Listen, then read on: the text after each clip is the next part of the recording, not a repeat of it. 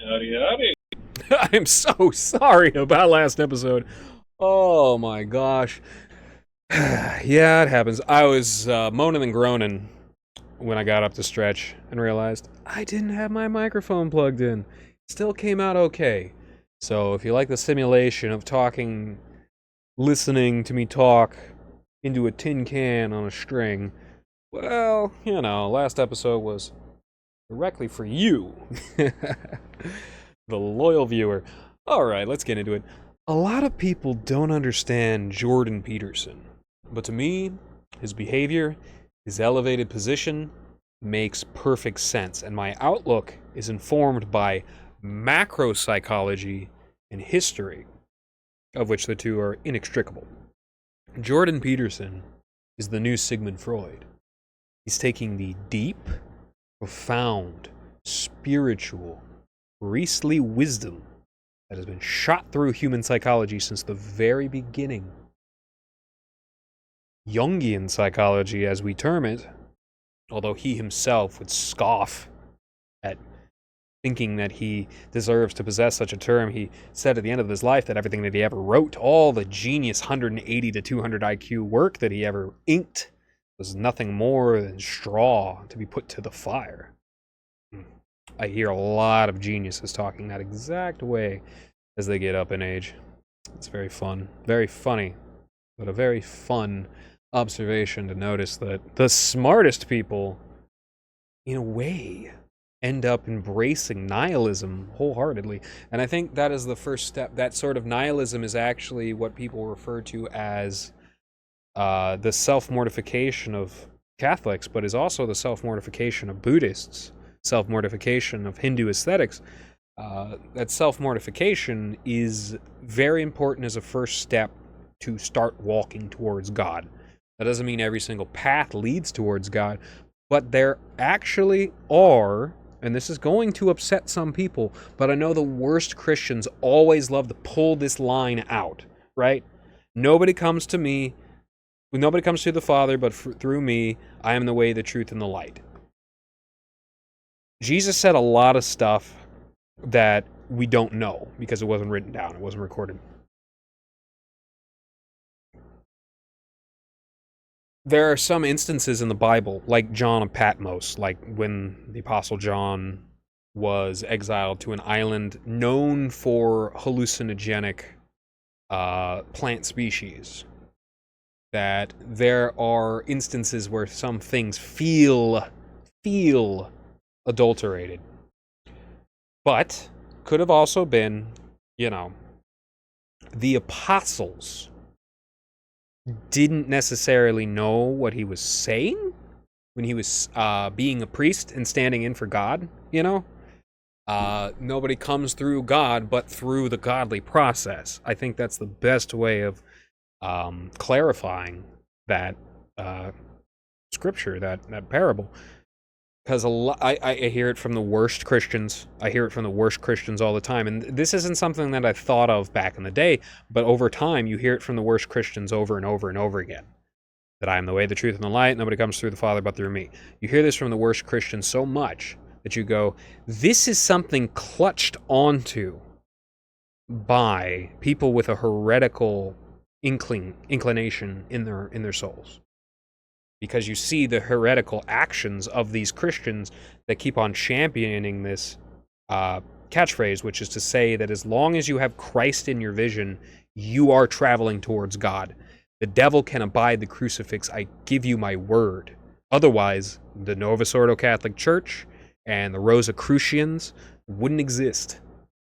So it's very important to keep in mind that there are actually priestly castes that allow you to approach God that are outside of Christianity, right? And that makes a lot of people, especially Catholics, and I understand, it makes their skin burn almost. But my opinion, singular, subjective opinion, I really feel like it is something that was both possible before Christ came So, like, it is written that there are actually prophets of the Old Testament and the Jewish faith that literally ascended up into heaven. That they were literally, like, on earth and gone in the next moment, and they weren't in Sheol, and they weren't in purgatory, and they weren't in hell. So, and that's by exercising your free will and doing everything right. I would assume most of that somewhat accidental.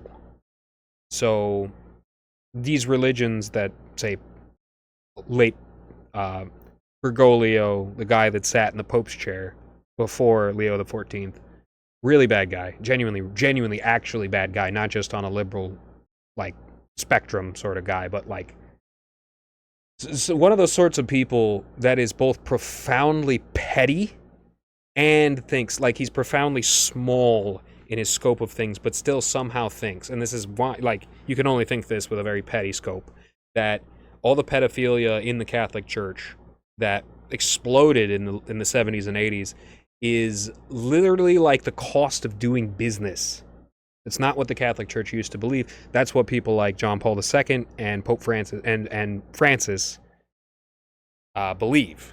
Is they genuinely believe that excusing children being raped and damaged for the rest of their lives, which is something that happens, like, above the table in the LGBTQ, like, legitimately above the table, 18-year-old, sometimes an emancipated 17-year-old.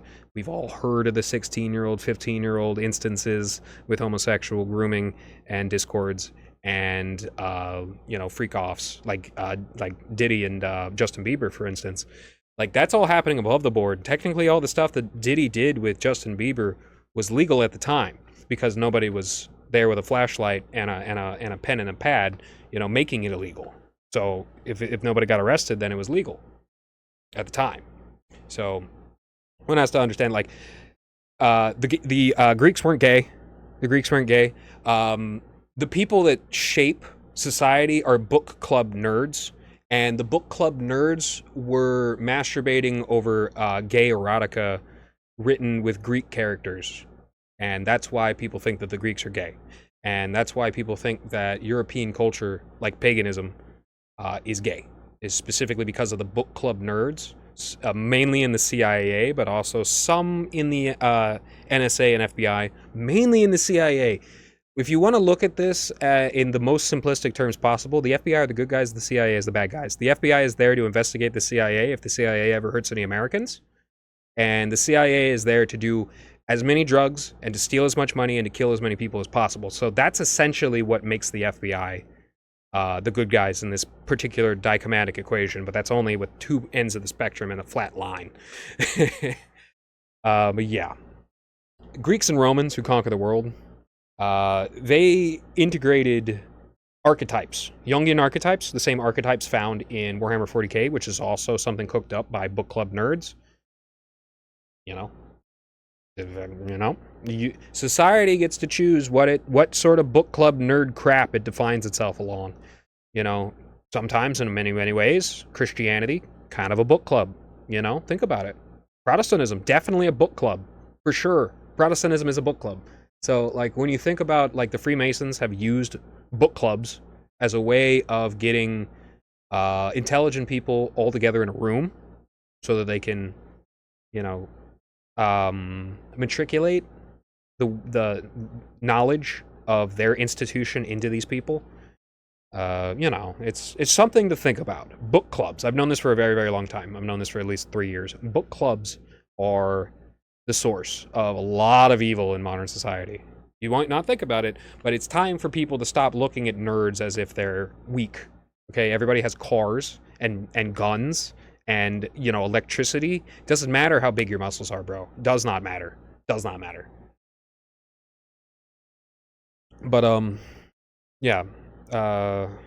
Jungian psychology is psychology that took over the world. Just ask the Greeks and the Romans, But Jordan Peterson takes Freudian psychopathy and its subsequent projection and overlays it on top of the support structure of Jung, occluding it, blocking it out from sight. The lies, rich inbred freaks whose ancestors would have watched your ancestors get their guts ripped out by a lion in the Colosseum, the Neros of history, and their insidious, incestuous bean counters, we all know. Their collective lies are Freud's sophism. Many, many ways. And who's that taking up the mantle? Very proudly, very happily. Jordan Peterson, of course. They've been looking for somebody to put it on, to put on the cape. They've been looking for somebody to put the cape on, to dress as Superman and hide in the closet. They've been looking for somebody. They finally found him. And they found him through Israel, and I think that's something to note. They found him through Ben Shapiro and his Mossad-connected company, which probably not for much longer, Benny boy. Like, when you lost Candace, things started to become unglue. You really shouldn't have been so smug, because you screwed yourself over, buddy. God has wrath, you know. And all these little glimmers of the truth, we notice God does have wrath. He has immense love, but he does have wrath. I love trap music so much, man. Blue Curvo, don't you dare twist that. Don't twist my words, man. I love trap music. House music is so unbelievably boring. Synthwave is lame and cheap. It's very chintzy. It's very gaudy. They really went all out for the quiche plastic flamingo vibe. Quiche, whatever. Kitsch. Hardstyle. It manages to be both annoying and boring at the same time. And don't think that I'm not, learned in both of these. I listen to a bunch of house because my friend really, really like house. I kind of like fidget house. I really don't like house in general. It is really boring. You know how you make a house song? You make about 20 seconds worth of song, and then you loop it over and over again for 5 minutes. That's how you make a house song. Meanwhile, you have really, really good songs that are like 3.5 minutes that are just like constantly going all over the place and changing all bunch, as much as they can and still sound good. And, it's even wasting even less of your time and you're entertained. So house really sucks. I had a friend who was really, really into hardstyle. I don't think there's any hardstyle that's actually good. However, hardstyle is really good for doing jump style or Melbourne shuffle. Melbourne shuffle is really fun, although it's an ankle breaker for sure.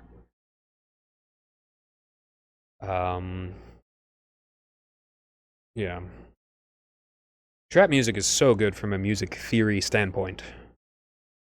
It's all in the structure of the timing, and the louder something gets, the more timing is emphasized. That's why drums themselves actually are kind of annoying, because they take physical effort to hit the drums, and that puts you in a very tenable position where everybody has to be very loud. And it's then the louder you are, the easier it is to sound bad. That's just the truth. It's just the truth. The louder you are, the easier it is to sound bad. That's a law blanket across the board. Drum beats, the stuff that actually sells rap music. Not the antisocial mumbling lyrics, the beats. And drum beats in drum machines are easier to sound good than the drum set, which is one of the hardest instruments. Genuinely. It takes a tremendous amount of coordination and physical strength. I can see how the esoteric order of the Rosy Cross, also known as the Rosicrucians, came about. A bunch of Gnostics who hate God, pointing at Christ and going, "Look, we killed God!" Silly stonecutters. You didn't do nothing. You didn't kill nothing. You managed to make something immortal. Thank you. 100% of the guys with usernames like 666 white supremacy 666 are Israeli. Look out for those wonton children. Swear to God. Look out for those wonton children. The only time I get dread of entropy is when I'm the one breaking stuff. Otherwise, I assume that there's a plan. But I break the littlest tiny piece of plastic on something, I'm pulling my hair out, freaking out. Like, how could I have been so disrespectful of something that took so much effort to create, right? If I lived on Sam Hyde's compound, I would ask him if I could start a turn a corner of his yard into a food garden. And he'd probably tell me, no, I need that corner to stunt flip my ATV and kick my office fan into pieces. I really wish he would calm down just a bit, but you find out he's on estrogen blockers. The man is pure testosterone. The man probably has T levels in the 4 digits. It's like, I'm not sure, man. I really think that both men and women need to have both estrogen and testosterone in a proper balance for their particular sex. I really don't know if that's going to be a good idea.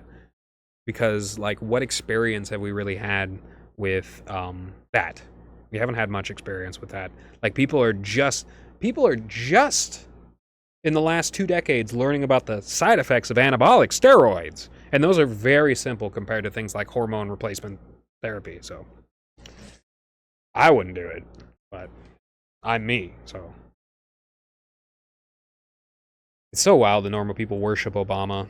Like, Democratic politicians all gesture towards Obama with reverence because he represents a person who's conquered the will of the American people while doing the exact opposite of what they elected him to do. Not without backlash, mind you. But that's John Cena in wrestling, right? In many, many ways. In many, many ways. Bing chilling. I'm not good at Mandarin. I mean, I really should learn Mandarin. Learning Mandarin is you're guaranteed a 6-figure job for the rest of your life if you learn Mandarin. Not joking about that. That's not China, CCP propaganda, even though the CCP does not own China anymore. You're not living in 2002 anymore, guys. In fact, a lot of the decisions that you made as neocons pushed them away from playing fair, if you would. They just stole all your stuff. They saw you slaughter 1 million people. They stole all of your stuff. They stole every single idea that you had. People have the nerve to complain about it, but we're living in the country that murdered, like, probably, in the last 40 years alone, over 2 million innocent people. That's not even talking about Gaza. I'm talking about Afghanistan. I'm talking about Iraq, Somalia, Syria, Libya, Yemen, Niger, Pakistan, all over the place. Serbia, Kosovo. The Kosovo is not a real place. It's a province that is Serbian that has also fought over Albania once really, really badly. And at some point in time, it was owned by the Ottomans, Kosovo. And,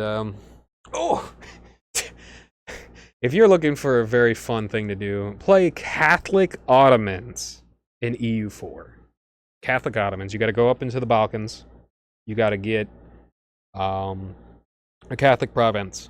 You got to convert them with very, very low missionary strength, or just consistently, like, cancel the conversion at 90 so it doesn't fully convert, and wait till it has wait till the separatists have spawned, and then, or you can do it the first time, I'm pretty sure, but I got it the second time. The separatists spawned. I waited another, 15 years or so, or 10 years or so, and then I had by 1480, I had Catholic rebels spawn, put all my vassals on passive, moved my army to Anatolia, had them take over all of Greece, and by the time they got to basically Constantinople, they'd converted the entire area and converted my entire country to Catholicism. Then, without trying, I got a Serbian cultured leader. So we got Serbian Catholic Ottomans. It's been so fun. It's been very, very fun. French President Macron went on a PR trip to Brazil. And Lula's very charismatic, but Macron's husband could not hide their contempt and antisocialness and would constantly push away from Macron. Oh, boy. I mean, both lesbian relationships and homosexual male relationships have a tremendous amount of dysfunction and domestic abuse. Like, genuinely, it's incredibly high. Yet somehow we're supposed to accept that as natural. Sorry, it's not natural. Accept that it's not natural.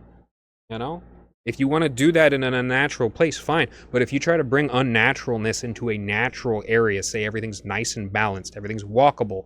Oh, I don't know, Spain with rich Catholicism, walkable cities, rich, vibrant culture, high birth rate, lots of men, lots of young men. But if you walk in there as a homosexual and try to do unnatural things in that natural area, I would turn my head away and bystander effect as you got stomped into the pavement, my man. So, just saying, it's everybody's so tired of it. If you want to have pride for something, have pride that you're not in the IDF or something like that. There's no reason to have pride over being a homosexual. Like, everybody is so beaten down. What sort of struggles have you had, you freak? Get out of my face. Like, really? Really? When did this freaks start doing this crap when we're all suffering? You got the dot-com crisis. You got 9/11. You got 2008 financial crisis. You got COVID. What have gays ever gone through? Has there ever been an instance where a gay pride parade has had everybody killed in it? Oh, you want to talk about Aurora? Oh, you want to talk about that Florida club that got shot up with a Pulse? That is the exact same. You have a lower rate. Okay? I'm sorry to go off. I'm sorry to go off on you homosexuals if you're listening. But for real, you guys are coddled, pampered, and you really got to get it together because, stop demanding so much. Stop being so pretentious. Wipe that smug smirk off your face. Anybody. I'll tell anybody that. But I see gay people, they're constantly smirking. They're constantly, proud of themselves. What do you have to be proud about, my man? You are a twig. This disgusting term twink literally was utilized specifically to sexualize young men. There's a term called twink, and it's meant to sexualize young men. And when people on the internet point at a gay guy and say, this, like Nick Fuentes, and say, oh, this guy's experiencing twink death, they're telling on themselves that they believe in this sort of, this rhetoric. The word twink, I've said it before on my podcast, is disgusting. And anybody who uses it is disgusting. I don't care if you're a homosexual, or if you're straight, or if you're a homosexual, if you're confident in your sexuality. If you use the word twink at all in rhetoric, you're using a colloquialism, fine. You're using it in somebody else's lingo to talk about their issues, fine. You're consenting to sexualizing young men, straight up. And you're disgusting. And you're no better than an Ottoman sultan who has a harem full of castrated boy slaves. You're a freak, and I hate you. I really do. I don't hate all gay people, but I hate anybody who sexualizes youth. Anybody. Because youth, they're not worried about that, okay? You're an absolute freak if you think about... If you associate, as like a straight guy in their 30s, if you associate youth with sexiness, you're a freak, and I hope you get hit by a bus. Straight up. Everybody knows exactly what the heck you're talking about. No, you don't want, a woman in their 90s. Okay, fine. But if you go out there and start talking about words like tight or anything like that, dude, I want to pepper spray you and hold it. Anyways, that was a long aside. My apologies, my friends, my straight white Catholic friends. No, I'm just joking. But I too am confident in my sexuality, and I have to say, you can be confident in your sexuality and, as a straight man, criticize gay guys. 100%. You can be a gay guy confident in your sexuality and criticize straight guys. I hear it all the time. It's like 50% of what they say. So, road goes both ways. A lot of Zionists are pretending Trump is Jewish, and Jewishness is Trumpness. But I really do I believe that Trump views Jewishness as a sublet of his family's overall scope, which is omnisocial, pan-cultural. I really do believe that. I think it's a really good thing that we have the First Amendment. It's encouraged to speak your mind. And there are a bunch of Zionists speaking their mind. Whatever room they're in, there's always the smartest guy. Smartest person. And if they didn't already know, that smartest person has been informed more properly on what said culture's intents are. However, it's never good to have a forum, a place where people gather and speak, and have it to be dominated by a monoculture of thought. No monocultures are good. Monocultures are what turned the Middle East into a desert. And that's the very issue that crops up time and time again when Zionists are given an inch. They start attacking and running gay ops on the people in the area that they even have mild disagreements with. Any place that allows that colonization to happen will experience ecosystem disintegration, which will be dominoes. And the subsequent desertification that I just referenced. And who's the first person that Israel sends out to do damage control? Why, it's no other than Jerry Seinfeld, the guy infamous for dating a 17-year-old when he was 38. Israel's strongest warrior, everybody. Quite literally, Israel's strongest warrior. I think it's incredibly, in fact, infinitely funny that Trump tying his ties improperly and wearing them all the way down to his inseam has actually become the style. Literally. It has become the style. It just goes to show the man makes the clothes, not the other way around. In fact, if the style was such, everybody would walk into the office building with their ties tied around their forehead, and the Japanese businessman at the bar, laying down, drunk as a skunk on a bunch of sake, would have his tie tied like this. Just a little flap of a butterfly's wings, one little whisper of God's will, and that's how things would have been. I noticed the low-flying military helicopters tend to come out more when there's some hyper-sensationalist political issue like a riot on the other side of the country. It makes much more sense now why they were so annoying in the 2022 to 2021 scope. It's an assurance for the stupidest and the most fearful, which usually two are inextricable from each other, they go hand in hand, that they are safe from these riots happening on their TV. And it's an annoyance to the more intelligent. It's a warning and general annoyance, which I think society has very much in the last 5 to 10 years, especially during the Biden administration when the foxes were watching the hen house. I think general molestation has become a serious zeitgeist, and it really has to be. It has to be addressed. In fact, the people on kiwi farms, I've noticed, who take notes and laugh and follow people around all the time, you'll call them a gang stalking website.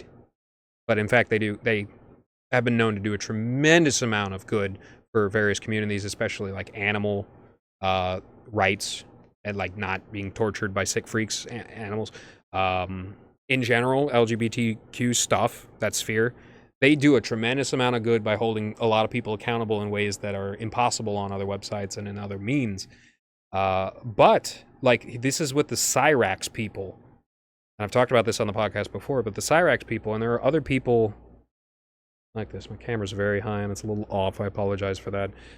The Cyrax people are, and people like Music Biz Marty, specifically, are part of the molestation zeitgeist. Extremely high, sometimes Jewish, but their entire thing is calling the cops on people, calling tow trucks on people, annoying people's families, annoying people's jobs, annoying people's living situations, all of their friends, etc., etc., etc.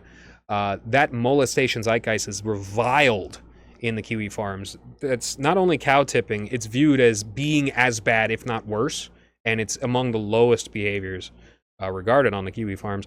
But that zeitgeist of molestation, of making as much noise as possible, of touching as many people as possible, of behaving as if you're the center of the universe, despite the fact that you're wise enough to know that you're not, and then questioning thousands of other people that you annoy why they think that they're the center of the universe when you know that you're in the wrong. It's very strange, but there are so many people out there that are a couple of hairs away from a drastic realization, but then keep themselves medicated, opiates, alcohol, sometimes just cigarettes, maybe weed, and they keep themselves medicated enough to not have these realizations and start slippery slope moving towards a better future. And so they just keep going down as fast the track that they're already going down, which is one of self-destruction and the radiation of their own self-destruction into their local environment, which is the exact mechanism that is, the mechanism of the molestation zeitgeist is self-destruction. Think about, I hate to say this, but it's true. Think about how Austin acts. We love him. We love watching him. But at the end of the day, the way that he treats his parents is very poorly, especially his father, which naturally, he's got a bit of a soul to him. He's not going to treat his mother as poorly as his father because she's a woman. But it's because he's suffering all the time, and we know he's suffering all the time. And when he suffers, he's more likely to abuse his father, right? And so that constant being abused, I think a lot of the people on rice rockets were molested. Not joking. And I've made jokes about this before, but I'm generally serious. I think a lot, because almost all the motorcycle people, whether they're rice rockets or Harleys or what have you, almost all of them are crackheads devoid of the crack. They all have these dopamine problems, and they're all so weak and soft as open air bicyclists, yet they're moving so fast. And, just one little hair away from a broken back, but you'd be lying if you say they weren't moving. They were moving. And, crackheads and motorcyclists share the same exact intellect in a very, very, it's voodoo intellect. They share that voodoo intellect for sure. And, a lot of the pavement princess lifted trucks guys, they live in the most, a home that lives dangling over the side of a cliff. A lot of these pavement princess truck guys, they have such enormous trucks, and they love their trucks so much, and they get so emotionally dopaminergically attached to their trucks, specifically because their homes were built in a quarter of a second and could be wiped out in that same amount of time. They're very, very bad homes. And here in Florida, we actually have a big problem where we have a $500,000 area and $80,000 homes all throughout them. And a lot of times people take care of these little homes. Very simple homes, good retirement homes, but a lot of them are super cheap and the area is super expensive. So the people just get permission from the government to clear cut a little area, put their house there, not realizing that if that was a good place to put a house, people would have put houses there before. Not joking. And their house ends up getting North Carolina, ends up getting Tennessee, ends up getting Texas, ends up getting Tampa, ends up getting Fort Lauderdale. Their home ends up destroyed. And I have no love for commercial construction work and commercial construction work that is sloppy and slapdash and quick. No respect. In fact, I have lots and lots of contempt for that. And it pays people who turn around off the clock and on the clock and make the world a worse place. See, when you're making the world a better place on the clock, chances are off the clock, you're making the world a better place too. So you're a nurse, teacher, good teacher, something like that, preschool teacher who's respected, has been there for 20 years. You're making the world a better place off the clock too. You're some shit heel, shit on the bottom of some businessman's heel, opiate addict, construction worker moving cinder blocks around in a slapdash shoddy construction work, lying to the people that you're selling these poor products to. I've seen those people off the clock. They're annoying. They're aggressive. They're making bad decisions. They're bringing other people down with them. They have bad relationships. It's very sad. In fact, what got me banned off my alt on my Kiwi Farms alt was getting in a fight with one of these very guys, and come to find out, next time I go and the time after that I went and talked to people on the Kiwi Farms, they were saying, come to find out, he's worse than you. I was just like, well, I was punching him below the belt, so that wasn't right. Anyways. EU4 Catholic Ottomans. Check them out. So fun. I wonder, EU5 needs some shoe polish. I mean, you just put a little polish on that. Put a little spit on that and then shine it up real good. Because it's looking a little bare bones at the moment. That's always how it comes out. EU4 came out very bare bones compared to how it looks today. They'll fix it up eventually. They'll release 3/4 of the game behind, or $100 worth of paywall. Not as bad as The Sims. Mind you, I have been playing on the $5 version of EU4 for 2,000 plus hours. This entire time, I've been playing with the most bare bones version. And just recently, in the very last patch, they gave all the people playing without any of the DLCs a tremendous amount of quality of life stuff. Like, I couldn't do half of the stuff that I could do involving vassals, involving diplomacy, involving religion and stuff like that. There's a tremendous amount of things that I can do now, and I have a tremendous mastery of the game, despite the fact that I've never played the full version of the game with trust and things like that. There's no trust in the there's no trust in the no DLC version of the game. Alright, y'all. Hope everybody is good. Cheers.